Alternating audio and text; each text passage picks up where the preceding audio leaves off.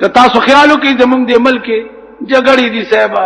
مانځه نه رستو دوا شته او نشته او کوا او مکوا او کنه. یو ورځ دلته یو طالب ماته وی ویره تقریر خو دې ډېر خو کو خدا سنتو نه رستو دي چې دوا وکړنو دغه لګه خانوا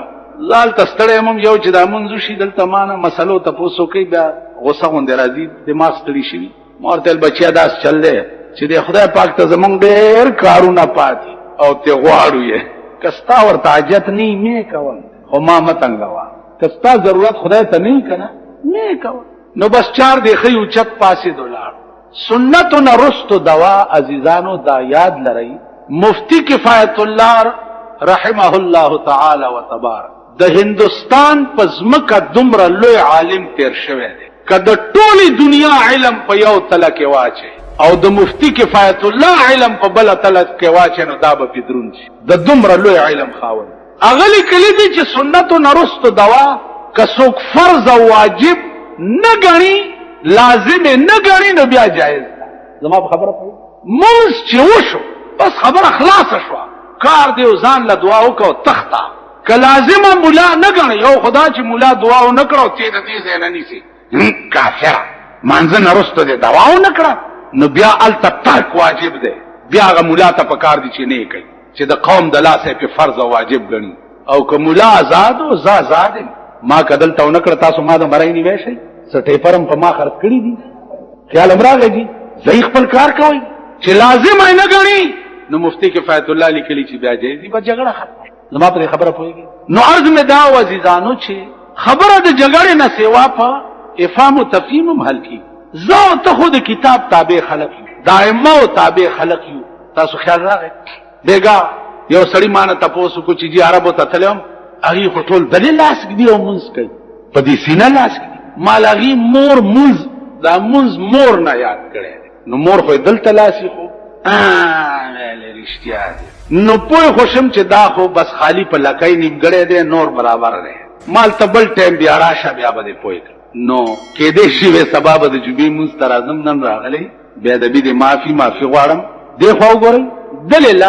دل لاس نامن لاندې لاس دا توسف الدین دا توسف الدین دې ته وای چې لاس ته کدل کې خو منځ شو کدی دل کې خو منځ شو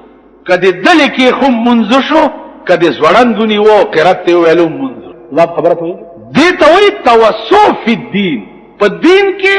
ذقت او تنګی نشتا فراخی ده وګونو ته ګوته وړلو ګوري درې روایت راغلي پیغمبر اے دې ز تلاش کول او نیت تړل دامشتا اے دې منکبینو پوري وګو پوري دامشتا الا شحمتل اذن د دې وګونو تر دې پیسکو ته مخامخ کولو ګوتو پوري دامشتا نو کچا داسیو کو نیت یو تړل کچا داسیو کو درې واړو کې توسودا نیت تړلې شو اسم ذائقه د ائمه اربعه په دې کې اصولي اس اختلاف نشتا چې کاغونه دی راو ننیول د شیخانو غوند نیت مې وکړ الته امام رکعات مو کې دی وګونه راکای بیختی وزه خو بس الله اکبر کا خلاصې کوا د وګونه رانیولې نیت مې وکړ او سلور رکعات په دې قهر د زمون سپینګیری یو بوډا مې چې ژوندې پرې نه خوې د دوی د لاس تنګ په دې قهر اخته خو پوي نه دا لوی ګناه ستاده چې تا علم نه ده علم وې اس تکلیف بدرته درته ایمانی ویم زه په دې خپل لړ کې مطمئن الحمدلله ثم الحمدلله د خدای لاک شکر په قران او حدیث په اصول یې پوي کړي چې څه اصلي دین ده دغه په اصول پوي ماته هیڅ تکلیف نه او نستاسو دوا په کار ده